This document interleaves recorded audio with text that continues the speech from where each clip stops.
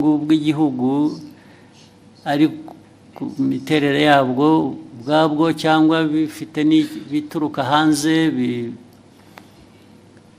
bitera ibibazo igihugu byo bihoraho no gushaka ko tubikemura gusa ibyo uvuga byose birazwe ndetse niyo mpamvu habaho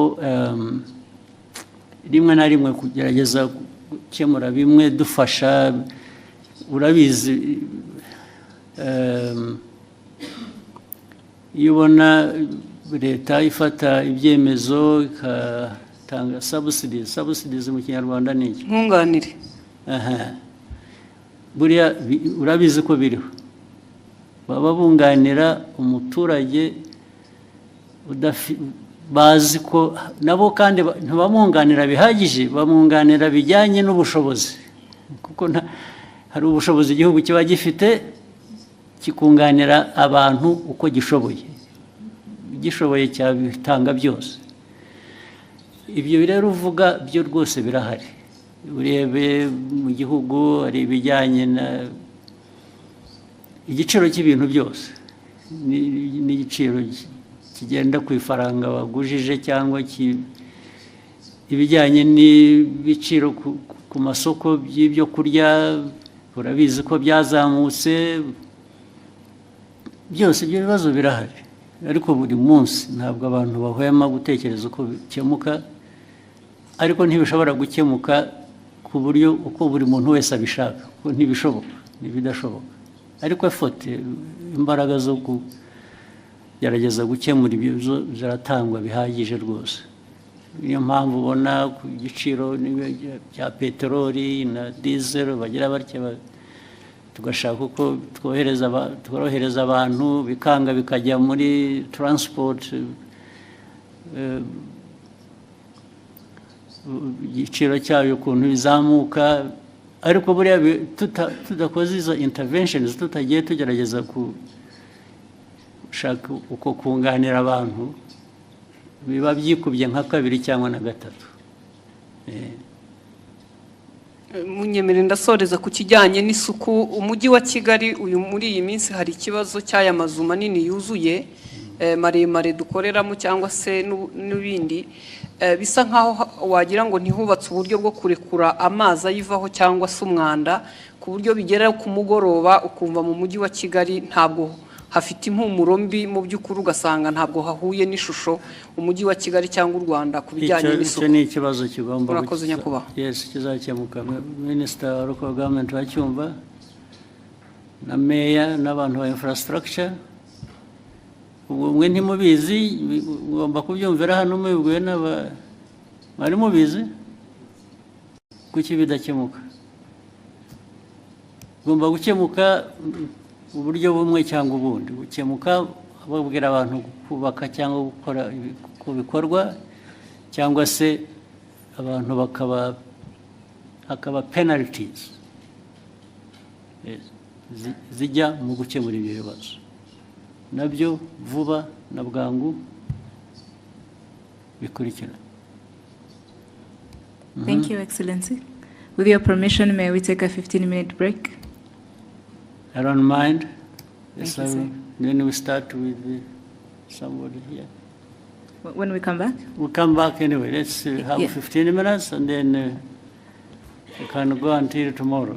Thank you, sir. Hagomba kuba hatandukanye n'ubu ngubu uko hameze ni ukuvuga ngo ni investments zigomba gukorwa ariko nk'uko nigeze kubivuga nsubiza ikindi kibazo ibyo twifuza gukora byo urabizi ni byinshi ariko amikoro ahari ntabwo angana nabyo duhora dushaka uko amikoro yiyongera kugira ngo twongere mu bikorwa ari iby'amazi ari iby'amashanyarazi biriya bindi bavugaga bimwe sa mikoro yandi akenewe igitangaza usibye gukoresha noneho ibyo dufite management y'ibintu hari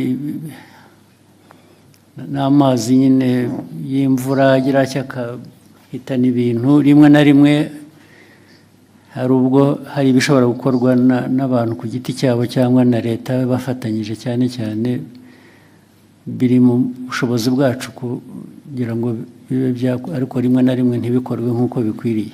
Ibyo ni ibintu bihoraho. Ni ukureba rero uko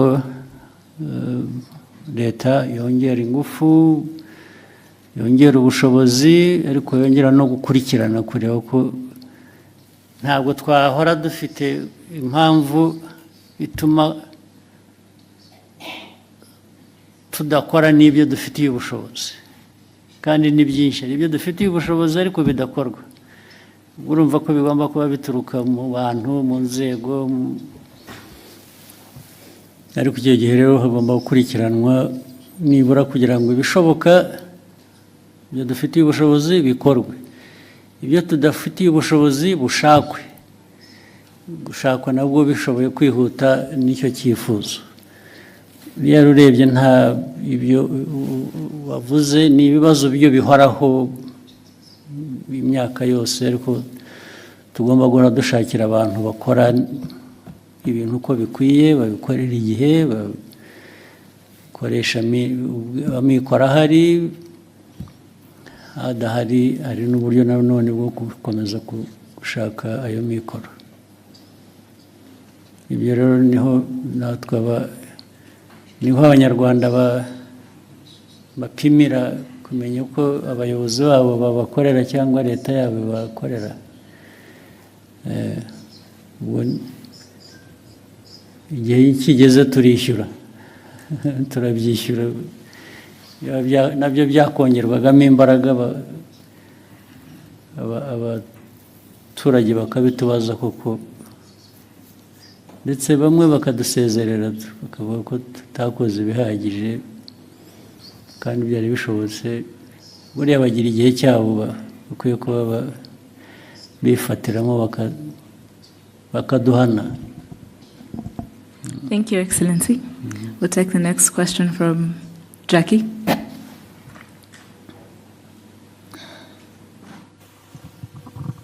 Thank you very much, Your Excellency. My name is Jackie Lumbasi from RBA. Seeing as we have a good representation of the continent in the room, Your Excellency, you have always argued that the African continent is not short of resources or capable people. Sometimes our problem is how we view ourselves, how we think of ourselves. And you even mentioned earlier, some of those problems are self-inflicted.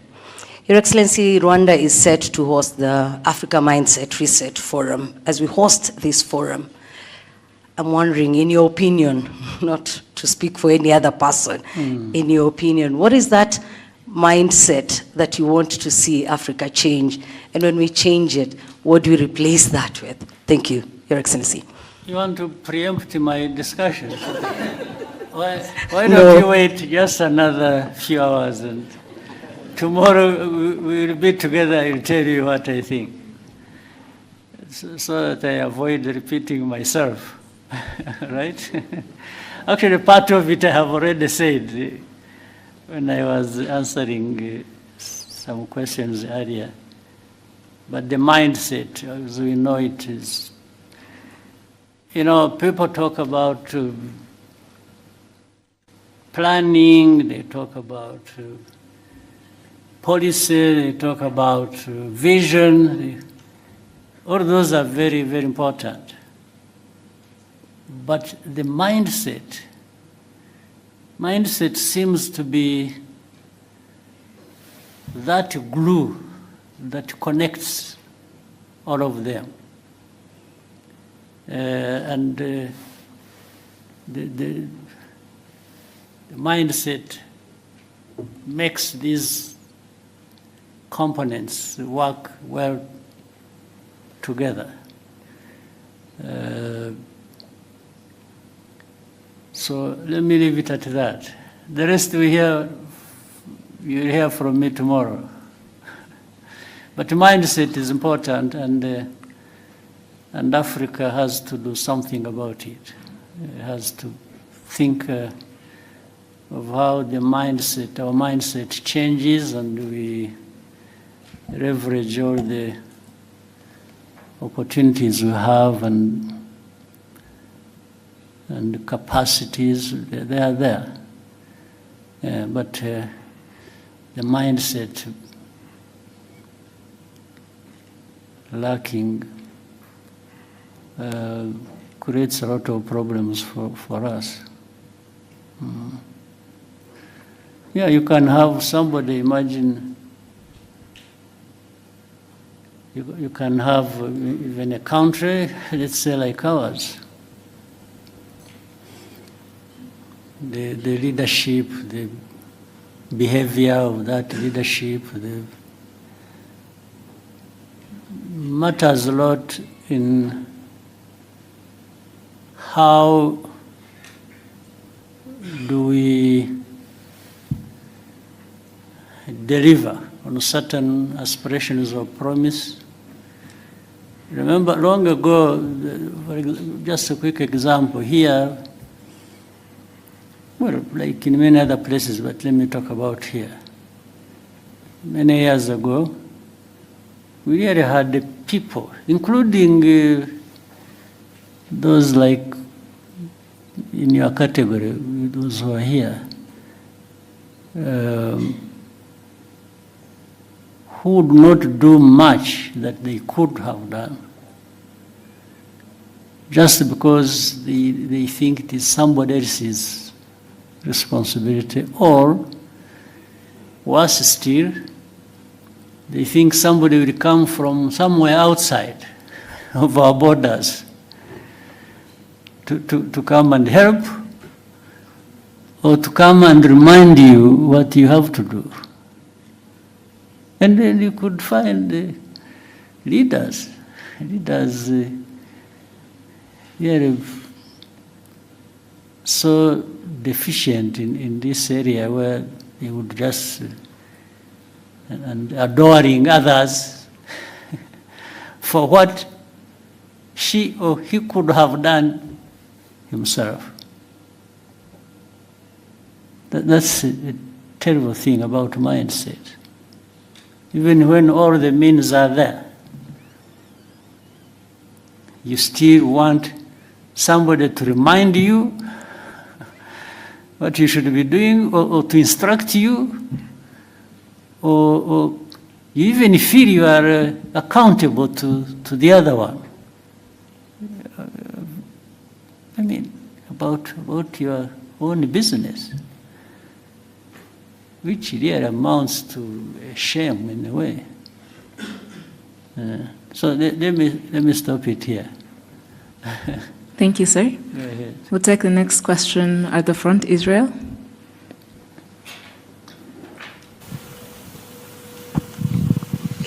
All right, thank you very much, Your Excellency. My name is Israel Laye, and I am a broadcaster. I've been working as a broadcaster for 27 years, but I'm here at the behest of InfluencerAfrica.com, because we brought the content creators to Rwanda at the behest of ASG. And I want to say thank you for making it possible for us to be in this room. My question has to do with ASG as a co-founder of the Africa School of Governance. I want to understand what success will look like for you, as in for the establishment of ASG, what success will look like for you, let's say 5 or 10 years from now. Yeah, success is defined by the very things we talk about almost on a daily basis. So success for me is in some layers. The first layer is here. I'm talking about Rwanda. That's my main task. The other success is derived from knowing that Rwanda is not an island. It's part of the region, it's part of the continent. Rwanda's success without the success of others doesn't make much sense to me. I want to succeed where others are succeeding too. And, but therefore it means addressing those problems, some of which you have just mentioned here. Let's say we talked about trade. We talked about the continental free trade area, which should allow people to freely move across borders and goods and so on and so forth. So success for me is to see it working. On one part, it is working. For one layer, that is mine, the Rwandan layer, because we tried our best to say, okay, people, you should trade with us. We are making free, this movement free across our border, and we are allowing goods to come in. And so you should allow others to come to you as well, and each other. That's the way we should treat everybody. So success is about this, it's about transformation. We talk about improving the livelihoods of our people. But every day, whether you are crossing here or wherever, you see things that tell you there is still demand for that to happen, and probably faster. So that is, and the whole idea of SGs, that African part, it's just to say, please, can we come together? Can we study together? Can we act together? Can we deliver together? Can we benefit together? So the whole idea of having such an institution is really to remind ourselves of our honorable but heavy task of making progress. Success is about making progress in things you have identified that matter to that success, and there must be a way even of measuring that. So, in a nutshell, for me, that is how and if the institution can be part of that, you know, or act as a catalyst, at least to deliver, as many other institutions elsewhere might do the same, then I'll be happy that we'll have made our own contribution. Thank you, sir. We'll take the next question. Vincent?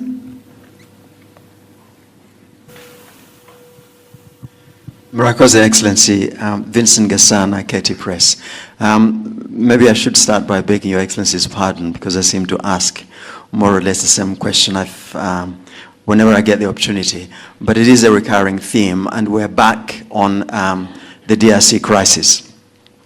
So it is beginning to look incredibly difficult, if not impossible, to avoid the conclusion that the influential, powerful nations of the West are intent on directing attention away from the underlying causes of the crisis in the DRC. It's gone as far as a rather astonishing comment within the latest group of experts report that Rwanda, quote unquote, sponsors armed groups. They never say which ones they are. They are brazenly pretty much projecting what the DRC does onto Rwanda. Now, in order to avoid looking at the underlying causes, Rwanda is being scapegoated. So really, when you have these powerful nations thinking of nothing of going into the UN Security Council and looking away from the actual causes of a crisis, I'm wondering, Your Excellency, what is it that is left for Rwanda to do beyond repeating the facts about on the grounds, repeating the truth? What else can Rwanda do to ensure that we come back to actually looking at what the causes, what the crisis is about? And immediately, if I may, sir, very quickly, we hear a great deal about African solutions to African problems. Now, the DRC crisis is one of the gravest on the continent. But Africa, the organizations, the institutions that should be looking at this, seems to be absent in action. So again, is there something that can be done to bring the solutions back to where they belong, and rather than outsourcing them to people who seem to have deaf ears to what really the solutions to the crisis are? Thank you very much indeed. Thank you. Well, I think it's all well put, and just to say, what does Rwanda do about all this? First, survive and thrive. We have to make sure under whatever circumstances we stay intact. We still can survive all this and live by our right to live. Our right to live cannot be taken away by anybody, including the powerful West. Cannot take it away and from us. And so we have to make sure we stay together. We stay, as I said earlier, doing what is right that we can do. But you've put it so well. I mean, you can't help but wonder why this problem that has been there for these 3 decades, these problems don't go away, despite so much in terms of interest and from all over the place. And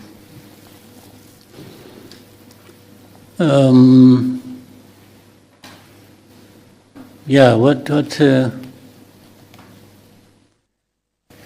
but we shall remain the course and keep contributing to what can find a solution, help us find a solution. And I mean, some of the things you've said, and I'm glad you are the one who said it, not me. Because when it is me, then it is another problem. But I build on what you've just said so accurately. And let's say if you look at the composition alone of the so-called group of experts, the composition has a connection with the history, has a connection with the history of this problem for probably centuries. So these are the people who are supposed to be understanding the root causes of things we have to deal with. And they frame it like the root causes are just recent.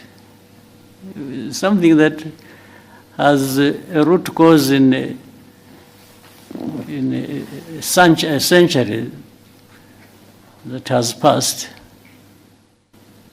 is portrayed as if the root cause was just 5 years ago. And there are people, even when you are reasoning with them, by the way, and saying, no, this is a fact, you can cross-check, this is a fact, and then they will say, no, but the group of experts are saying this.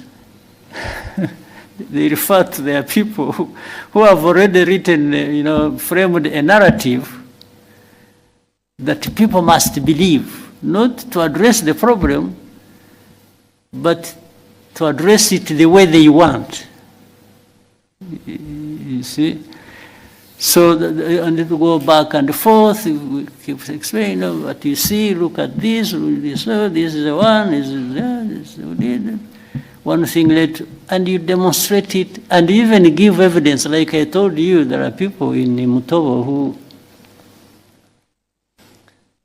testify to journalists, to government officials who come from abroad, and they tell you the story. It's not one, it's not two, it's like hundreds of testimonies. But they will still come back to what they want. Everything will be rubbish, to put aside, and they'll bring you back to what they want you to follow. So it's difficult for me to say, what can I do? To say, do I change the understanding of the problems that affect me, or the underlying facts relating to that, and agree with them so that I survive them? So is that an option? For us, we are left with very narrow choices to pick from what we do. The choice is just to say, well, this is a fact. The cause is this. We are the ones concerned. We can tell you what we feel. So we say, this is where we are, and just go and do whatever you want. And that's how people go and do whatever they want, because even as I said earlier, it doesn't have to be addressing the problem. No, it's just sometimes it is either arrogance or wrong exercise of power that people have, and so they'll go back and sanction because you didn't agree with their falsehood. So meaning they are arm twisting you to bring you to agree the wrong thing that they're. So what do we do? So we just stay the course and keep explaining, keep doing our best,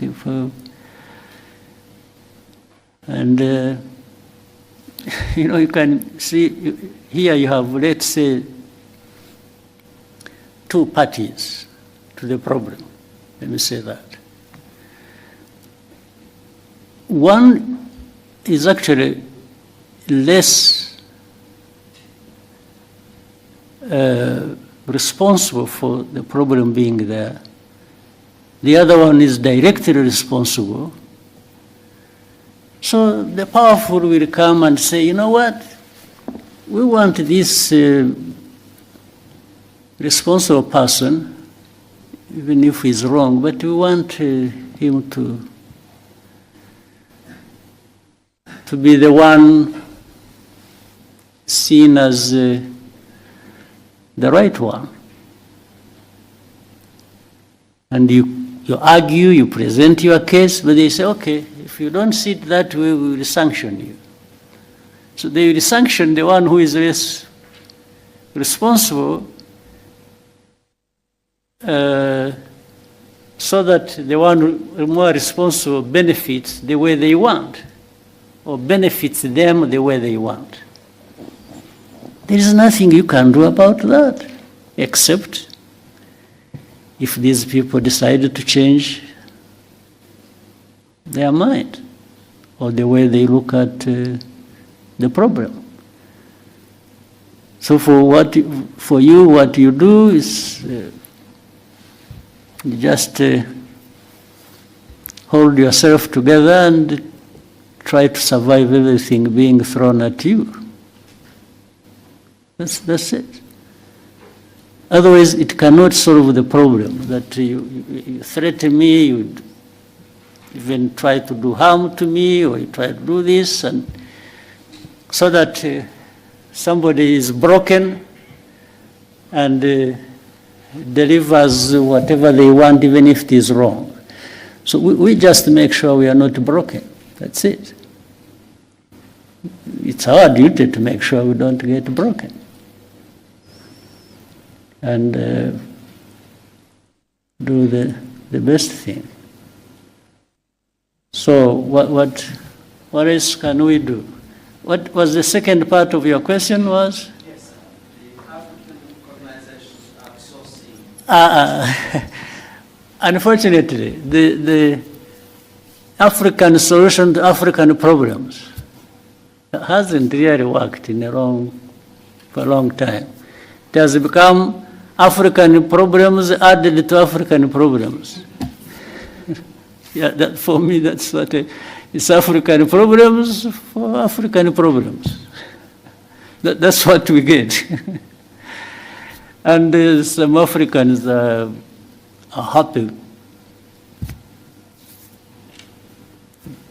doing that, happy being part of it.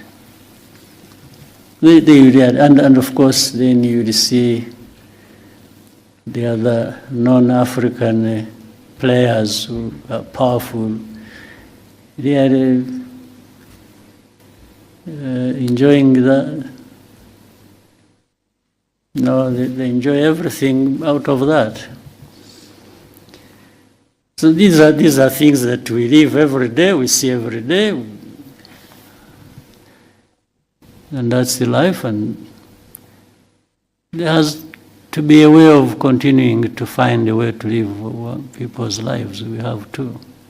Rwandans, we have gone through so much of this kind. I'm not saying that we are used and therefore let that continue. No, I'm only saying our history and the problems thereof have just shaped a situation where we have to try and cope every day. But we always have to do our best, and we will. And yeah. It's one day it is here, another day it is somewhere else, and so we keep going. Mm-hmm. Thank you, sir. Diana? Thank you, Your Excellency. My name is Diana Iriza, and I am the correspondent for TRT World based in Istanbul, Turkey. Your Excellency, Kigali city is developing rapidly, it's growing, but for many ordinary Rwandans, especially the young Rwandans, are being kept stuck by the real estate business. For many of Rwandans here, finding it difficult to own a decent home. Do you have any concerns regarding this? Do you think we are building a city that could be unaffordable to most Rwandans, and what do you think should be done for this to change? What should be done is what we are doing. Of course, if you, as you are saying, it's growing, isn't it? The city is growing. The population is growing. The demands are growing of everybody. We are trying to cope. I can't tell anybody lies that yeah, I have a solution. That next year when you come back, you'll find I have solved this problem, the one you have asked. No, I would be telling lies. But you will certainly find progress. You will find growth. You will find the way we address these problems. If you look at the continued growth of our economy, and we are trying to find a way that makes that growth contribute to the transformation and the well-being of people. I don't think there is any moment you will come back here, even after 3 years or 4 or 5, you come and you find there is no problem here. No. I'm sure even in the cities where you said you come from, where you are working, there are similar, yeah, but if you went to employed by from this I say, if you go to your employees, to your employers, and ask, you'll find they have similar problems as I have. There's not a city in the world or around, or a country where you'll not find such problems. But you'll always find some countries or cities making more progress than others. There's no doubt. So we are only trying to make sure that we make progress, as much progress as we can.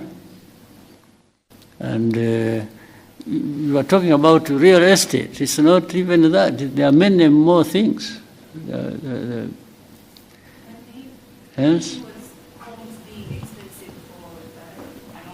Rwandan. Yes.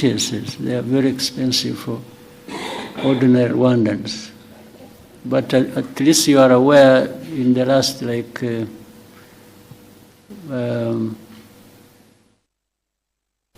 last 15 years, we have resolved that problem for the majority of Rwandans across the country, not just Kigali. Yes. Whichever part of the corner of this country you go to, you'll find improvement for ordinary people. So be it across the country, be it in the city. So the country is growing because it is actually addressing largely that problem you've mentioned. Yes. And the economy has been growing, and the country, the population getting better for it because of those efforts. Again, as I said, if there is any moment you will come and find we have no problem, or you will go around and not see any problem, I'm not telling that to you. I'm not promising anything, because I know we are going to live with those problems. But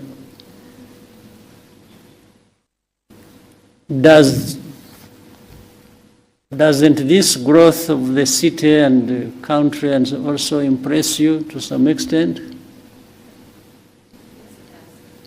It does. Yeah, these same people who are struggling, by the way, today to find, let's say, a house, or if you meet them maybe a year later, you'll find maybe they have made good progress. They have actually addressed the problem. So it's not an easy thing, or easy question to answer, but the country is growing, and it is growing, not some people growing at the expense of others. I think you'll find that growth is really more or less evenly distributed across the country. better than you will find in any other country. I would even say that. Yeah. But there are problems. There are many problems to deal with. We just have to deal with them and keep going. Thank you, sir. We'll take the next question from Kennedy.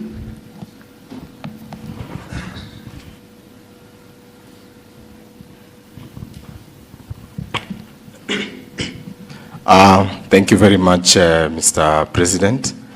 Mine is not really a question, but first I want to appreciate this opportunity. And Mr. President, my name is Crazy Kenna. I'm a content creator from Kenya. My main work is usually to entertain people by reflecting to them what actually happens. And I've actually done a skit regarding how Rwandan citizens relate with you as a president. After doing a lot of research, when I was walking around the city, I asked a lot of people, and they told me that we see our president as our father. I thought that was a joke until today I witnessed you solving as a case here and asking, what did he say? What did he say? So, Mr. President, your people really love you. I'm as crazy as you are. And lastly, Mr. President, you know, my father usually say that he believed that content can take people places.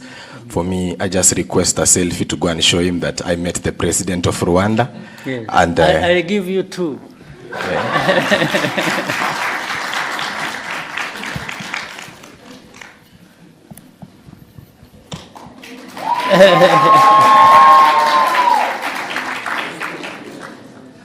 Do I have to stand or you'll do it just...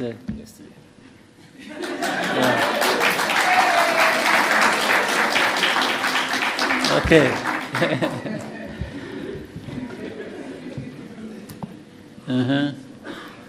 Thank you, Your Excellency.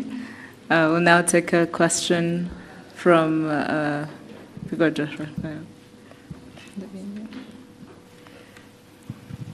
Good day, Your Excellency.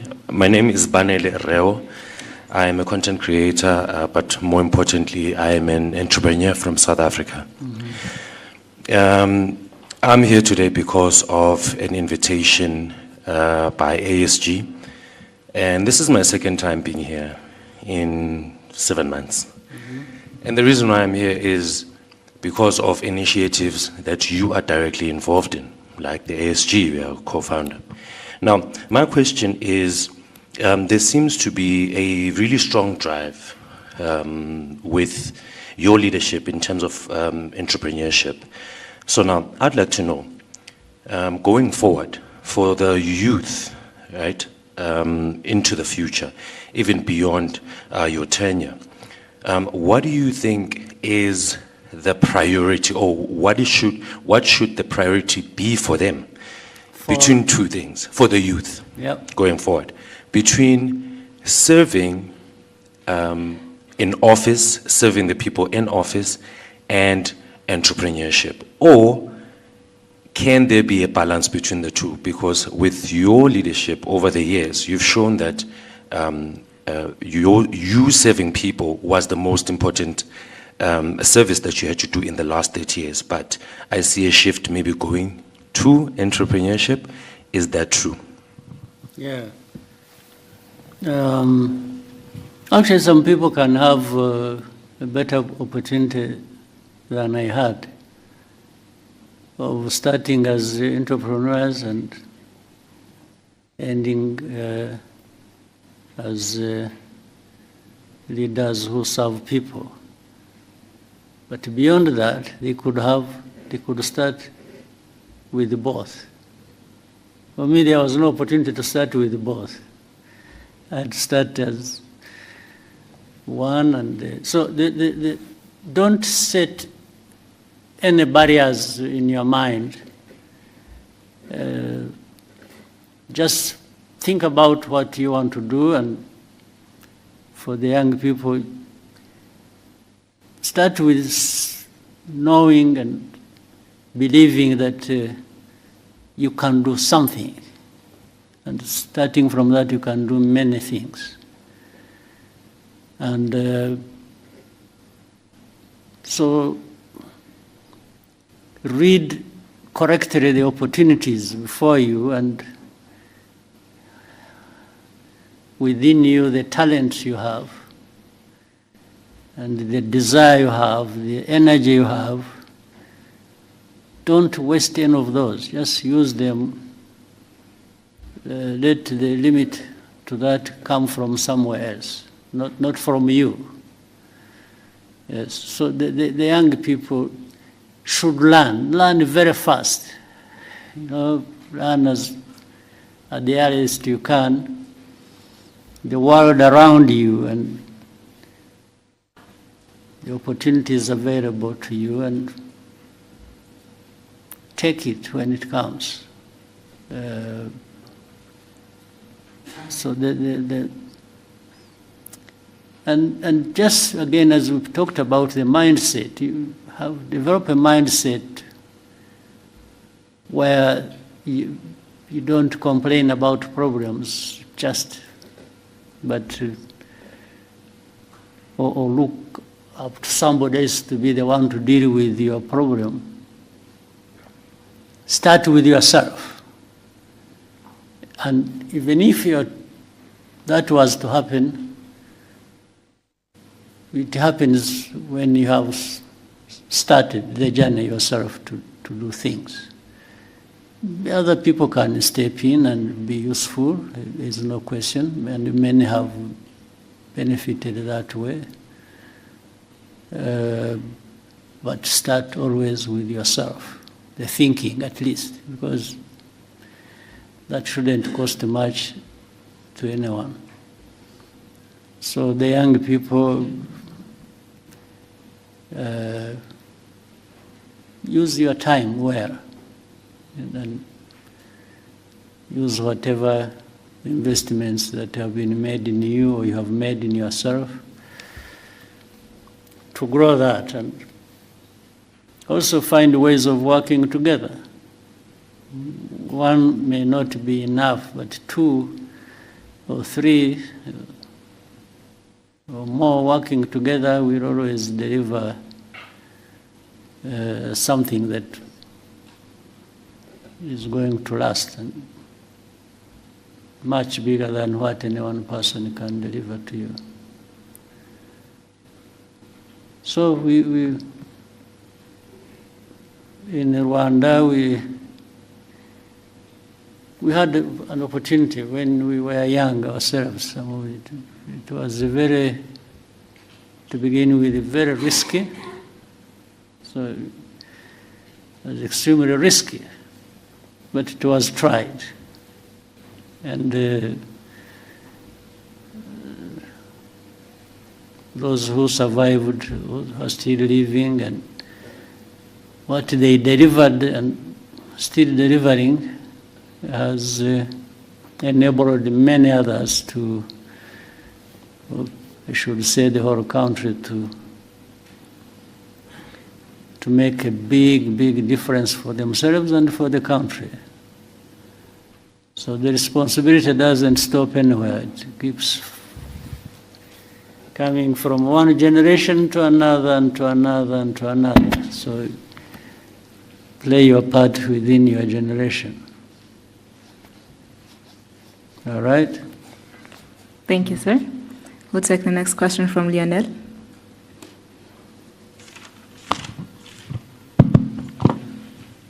Thank you, Mr. President, for this opportunity. My name is Lionel Nditebriye. I'm a writer for the Pan-African Review. My question is about Africa's security, to be precise. We live in a world where a powerful actor can come and attack you without having so much as a good justification. So at the recent ISCA high-level discussions, the head of the RDF research and development said that Africa cannot remain a mere consumer of technology. And they were talking about autonomous systems, new weapons emerging. And you've talked often about self-reliance. And so I was wondering, in a sector like defense, how can we translate self-reliance into real capabilities, defense capabilities, and what can Rwanda contribute to that quest? Thank you. Well, we are trying. I mean, the first thing is, I'm glad you had that discussion. The very fact that somebody put it forward like that within that context already shows from the thinking, practical things happen. In fact, it's not just self-reliance is in many aspects. It's not just in technology and different systems as you mentioned. Self-reliance goes into other areas, even of governance. As you have seen in Rwanda, there are so many things we've done in areas of governance and service and delivery, and some people will wonder whether we don't even have more resources than we are known for. It's like, how does a poor country get to be here on this, on that, and so on? That is delivered actually by that mindset of self-reliance. So the self-reliance aspect of it makes, the aspect makes people, there are things I said when I was answering one of the questions. When I said, do whatever you can within your means. There are people who have the means and they can't deliver on something when they have the means. In fact, some people have a lot in terms of means and they don't deliver much. So in that discussion, what was being said can be applied in defense, another simple example, we are used to having, you have heard of peacekeepers across the world, financed by the UN, by big powers, and so on and so forth. And some security products that have to do a lot with the peace cannot be delivered because people will tell you there is no money to finance it. So we've tried to move around that and say, no, but there are some things that can be delivered even without much money by the UN or by the rich people. People know about Mozambique, or they think about Central African Republic. But I can remind you that, for example, you must have heard of a case in Sudan. Remember the conflict in Darfur. That was way back, even before we started having some of the things we have. Our forces went and served in Darfur, first under the African Union and then a hybrid African Union, UN. And do you know that for the first months, I think like 9 months, our forces went there and served without being paid anything. We were paying them from here. We were giving them their salaries, putting their salaries on their account here. And they were there, and whatever they were using there, we were giving them. That was, and what was delivered in that situation was better or more than we have seen delivered by so much money poured into a situation when you were there in the full. So it's again a question of how do you want to approach a problem.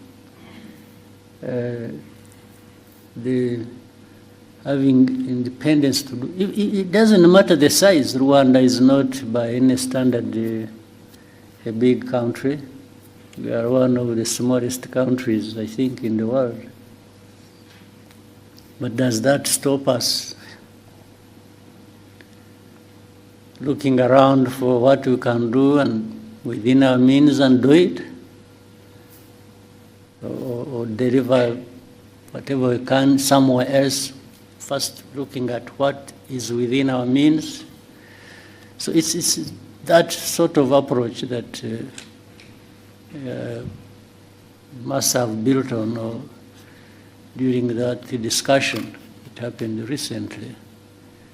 There is and by the way, looking at what makes you independent does not remove the fact of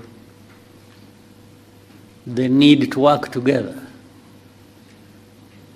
Work together, but start from a point where you people coming together, each one of you must be saying, suppose the worst comes to the worst and I'm on my own. How do I survive? How do I operate? How do I deliver to an extent whatever I need to deliver? Yeah.